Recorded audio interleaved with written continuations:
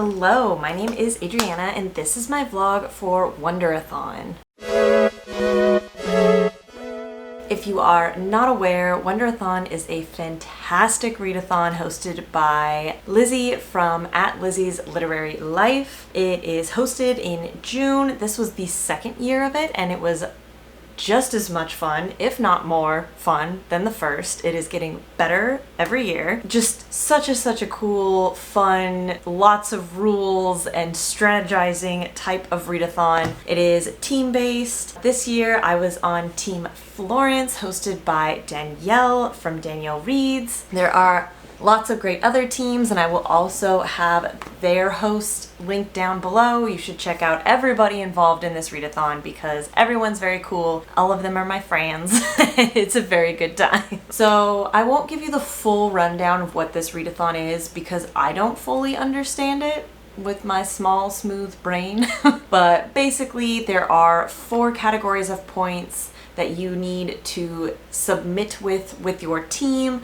There is art, economics, civics, and science. And you're basically trying to build up your city and all of these different avenues to create the best city.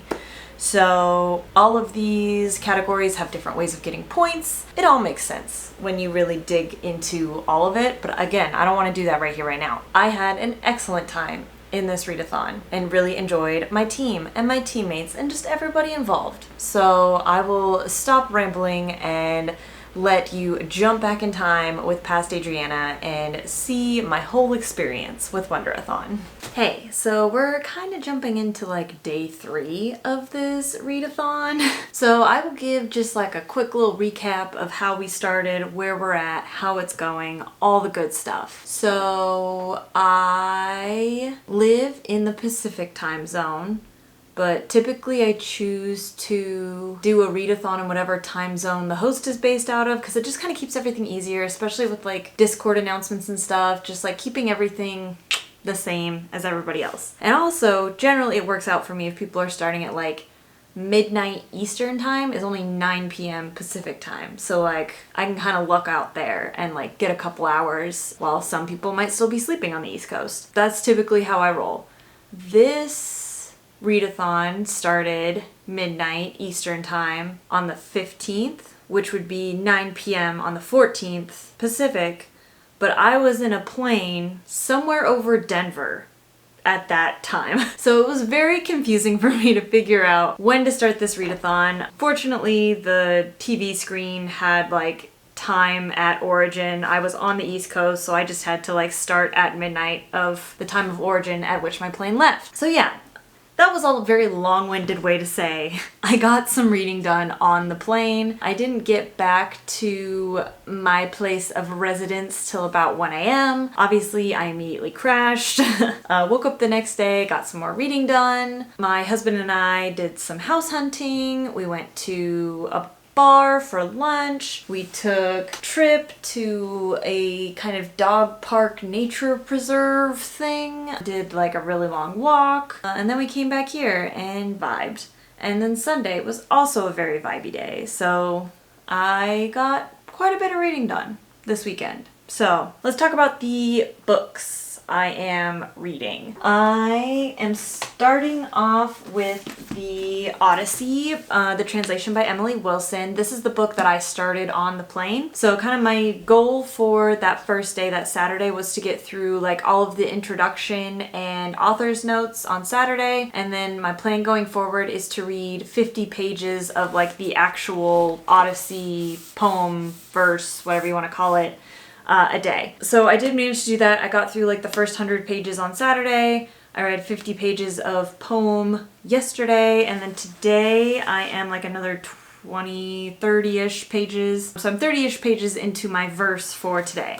So for those who don't know, the Odyssey, you know what the Odyssey is. Huge part of the canon of Greek mythology, one of the epic poems by Homer depicting the trip home for Odysseus from the Trojan War. So as a big Greek mythology girly, you would think I have read any of the canon, any of the translated works, but I haven't. This is my first, so I am enjoying it so far. I think Emily Wilson does a really great work with translation. First 100 pages are like her introduction and her translator's note, and she is obviously like super passionate about this, really wants to make the Odyssey like accessible, and she uses a lot more modern language than it seems like a lot of other translators choose to use. Yeah, it was really fun getting, I guess, to see kind of behind the curtain of what kind of work and thought she put into this translation before actually digging into it. And the Odyssey is not a new story for me, even though like I haven't technically read a direct translation. I've read lots of retellings of the Odyssey. I've read lots of like other books that reference the Odyssey. Some of my nonfiction Greek mythology books like talk about the Odyssey in depth and themes and blah blah blah blah. But anyway, that's the Odyssey. That's one book I'm reading. And I am using this for civics points because it is a translated work. It involves gods and or royalty, and there's another 7-point thing. I'll list it out. It's worth 21 civics points. Plus it's a fantasy, so that's 10 bonus points for my team. Plus it's a long book.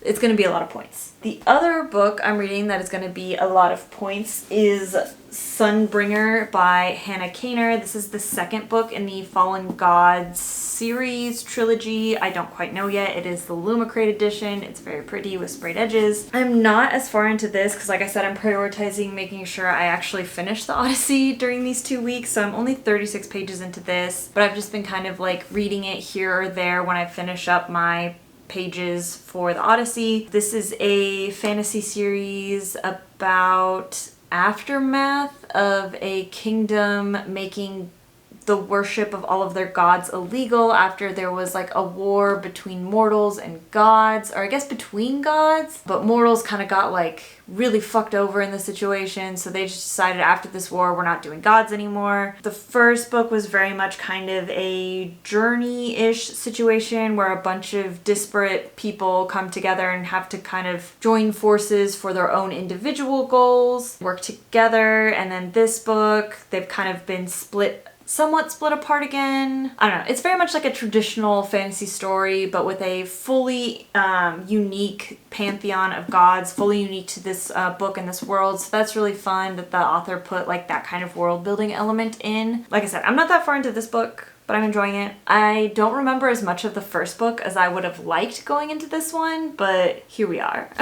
And then on the audiobook front, I am listening to KK. You can see it up on this bookshelf. That is an Indian mythology retelling, I think, or like inspired by like Indian mythology or folklore. We are following a young royal woman. She is the only daughter of this king. Her mother gets sent away when she is like fairly young under semi-mysterious circumstances. Like we don't quite know why her mother was sent away. And she is a spirited young woman who is being taught to fight and be like some warrior skills by one of her brothers. Now that she is getting older, she's now being forced to marry. That is kind of where we're at there. How far into this book am I? I am 18%, but this is a chunky book. So I guess the Kekai and Sunbringer I am both using for economics points because they are both books whose page count ends in 0. I believe Kekai is like right at 500 pages. Yeah, my version ends at 500 pages, and then this Sunbringer I think is at 370. Yeah, 370 pages. So whichever one I finish first will get me to that 30-point mark of the econ board, and then when I finish the next one, instead of choosing to go another 10 spots, I will stay on that spot and get another 30 points of econ. Obviously with KKE being a little bit longer, I will get more points for that than I will for Sunbringer, but they're both fantasy, so we will get more points there. So that's kind of where I'm at. I'm just trying to like points max on these books, honestly, and get a couple different kinds of points going, just to make sure that my team is covered somewhat in different realms of types of points. I am waiting to read some of my graphic novels until we build the painting. But I will get more points for my graphic novels once the team page average reaches 1,000, I believe, is our first one. So I'm going to try to get to my 1,000 as fast as I can, so I'm not holding up the rest of the team. But we're doing our best. But yeah, it is Monday now, so I do in fact have to work and can't do as much, but I also don't do as much on the weekend because I tend to go out and do a lot of things. So here we are to reading.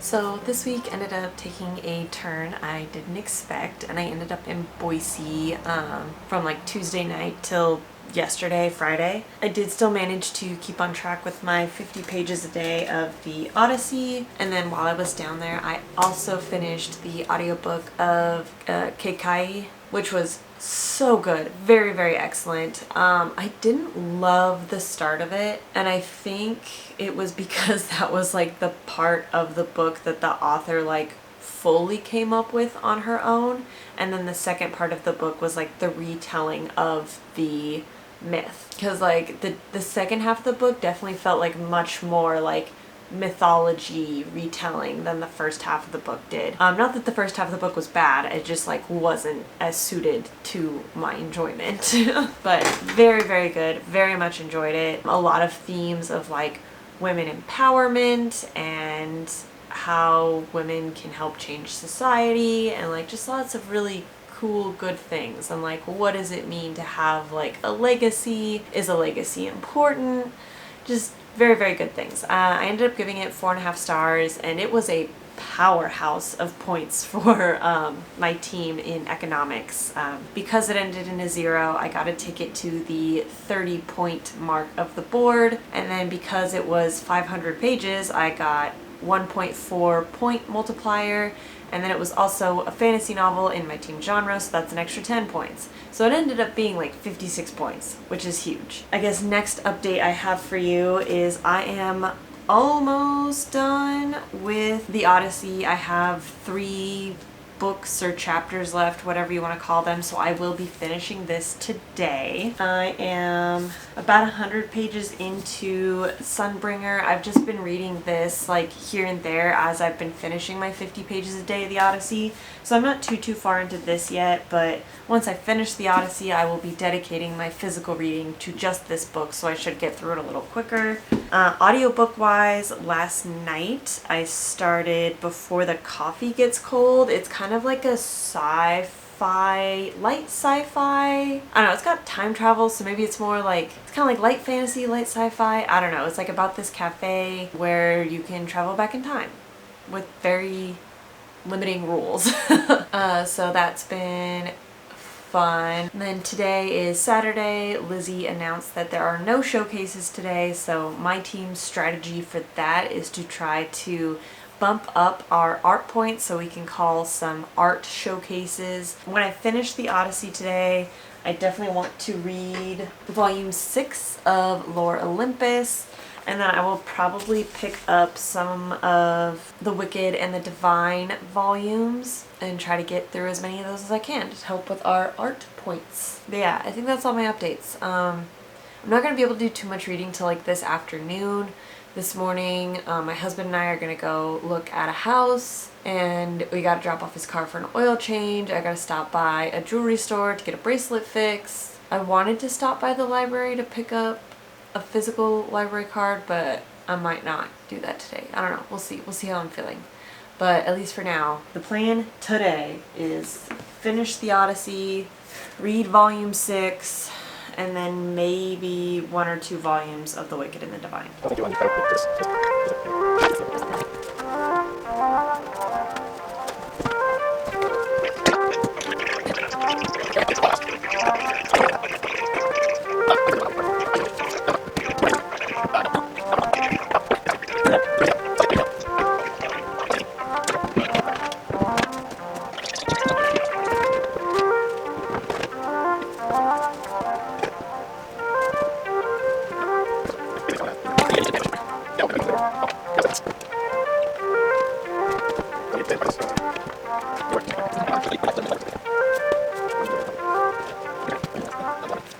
Hello, hello. We are like halfway through the readathon now, which is crazy. I've read 3 books. I can't remember what I had done in the last checkup, but I think I had told you I finished Kekai. I finished the Odyssey yesterday, which was a big part of my plan. I wanted to get that done, and I did. And I think, like, honestly, it's like a 3-star read for me, mostly just because I feel like I've read this story in a much better, like, narrative before. And I mean, part of that is just, like, the Odyssey as a direct translation is not really written for a modern audience preferred narrative. You start in, like, the middle of the story, and then, like, the beginning of the story is told in flashbacks, or, like, Odysseus, like, talking to somebody about, like, what happened to him at the beginning of the story.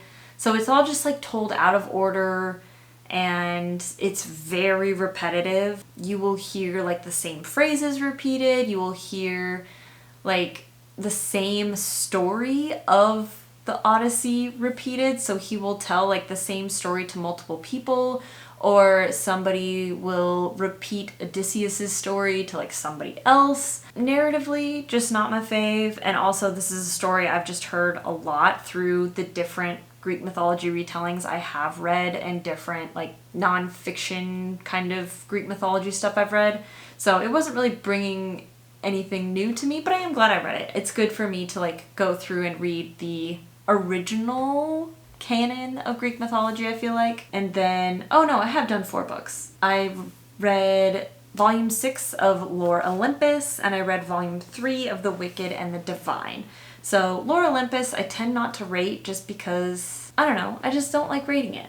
I just enjoy it. I just don't want to do any thoughts. I don't want to think about it too critically. I just think it looks really pretty and it's fun to read. And then The Wicked and the Divine, this volume I ended up giving it 2 stars. I did not enjoy this volume. It was one where instead of just, like, the original creator writing and the original illustrator illustrating the whole thing, they kind of, like, farmed it out to, like, different people to write their own little sections, and I did not enjoy the other people's sections. So it is what it is. But okay, my camera died, and both my other camera batteries are also dead, so we're just gonna finish this update on my phone. But I made some progress in Sunbringer. I'm, I think, over halfway through Before the Coffee Gets Cold now, so hopefully I'll finish that, like, tomorrow. Don't know how much more reading I'm gonna get done today. I'm going to a concert this afternoon, or evening, I guess. I'm gonna go see Cage the Elephant, which is very exciting. I love that band. And I guess maybe I should talk about this new bookshelf that I got behind me. While I was in Boise, I picked up a bunch of my grandfather's books. He was a really big book collector. So I grabbed a bunch of the ones I thought would be interesting, or just looked really cool, or were just old. So that's where we're at. And it was not going to fit on the little white bookshelf I had here, so jumped onto Facebook Marketplace, which is an excellent resource if you are looking for a cheap bookcase, because people are constantly selling old bookshelves or bookcases that they don't use anymore. This one is all oak. I guess, like, the back is just like a veneer, but, like, this is, like, solid oak, which is pretty neat. And they were selling it for $60. When I got there, I don't know if you can see it even on here, but there's, like, a little nick in the backing veneer on the top shelf over here-ish. And so when I got there, she was like, oh, I'll just take 20 bucks off. So I got this really nice bookshelf for, like, 40 bucks. Obviously, I need to fill it with more books, which I shouldn't do, because every book I move into here, I'm then going to have to move into a house. But at least for now, I have an interesting little bookshelf going on, which makes me happy. I love bookshelves. But anyway, yeah, I will definitely be taking some clips of the concert and hanging out. And yeah, we're just doing a little Sunday fun day over here.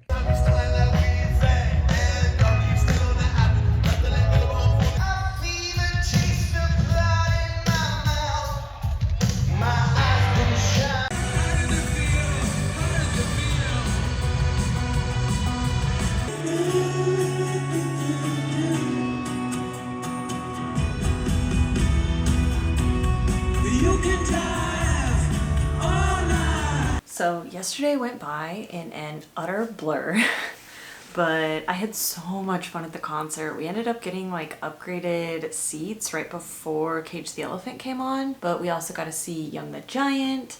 So that was really exciting. So yeah, it was just a really great concert experience, but being up that late on a school night was not ideal. But I did manage to finish Before the Coffee Gets Cold yesterday, and it's so sweet and like sad. It's about like this cafe where you can travel back or forward in time if you follow these very specific rules. Like you have to sit in a specific chair and you can only be in the past or in the present as long as the coffee is hot. So you have to drink your coffee before it gets cold, and once you finish the coffee you get sent back to the present. So before the coffee gets cold.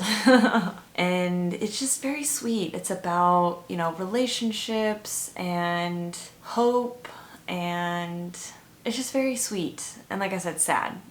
But I enjoyed it quite a bit. So now my new audiobook I am starting is The Testaments. Yes, The Testaments, the sequel to The Handmaid's Tale. I read The Handmaid's Tale a long time ago, probably like 6 or 7 years ago now. So I'm hoping I don't have to like actually recall too much of that book to enjoy this one. But so far it seems like it's set up as like maybe Gilead has fallen and there's like trials going on. So these are like the testaments of the people who were in Gilead as part of like that trial. I'm unsure, but it's got a full cast, which is really exciting, and like Bryce Dallas Howard. But yes, started that. I am a little over halfway through Sunbringer, so I'm hoping I finish that by this weekend. I mean, I obviously have to finish it by this weekend for it to count for the readathon, but I'm taking off on a work trip tomorrow and my flight is about 2.5 hours. So between those 2 flights, I should definitely be able to finish it. But I don't know if I'll have time to like read another eyeball read before the readathon ends. But yeah, that's the vibe. We're still trying to get through some stuff and read. We would like to extend a special welcome to our Mileage Plan members. Hello, I apologize for the AC, but it is 100 degrees in Bakersfield and I'm not turning off this AC for a second. But I am on a work trip in Bakersfield, California.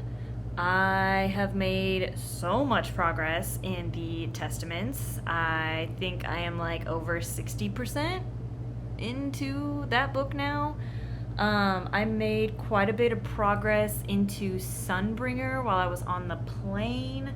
I think I have about 100 ebook pages of that left, which I think probably equates to like 70 or 80 real life pages.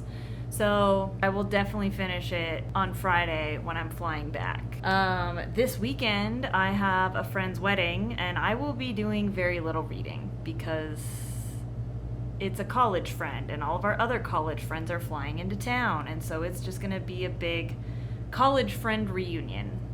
So we'll be hanging out and not doing that much reading. Other than that, we are fed and watered and worked out, so I'm actually feeling pretty good. Tomorrow, I don't even have to be up that early, which is kind of weird for me on a work trip. I don't have to be at the place until 7:30, so I can actually take advantage of the hotel breakfast, which is very exciting. I love a good continental breakfast. I will definitely be making myself a waffle. We're hanging out. We're vibing. Go Florence.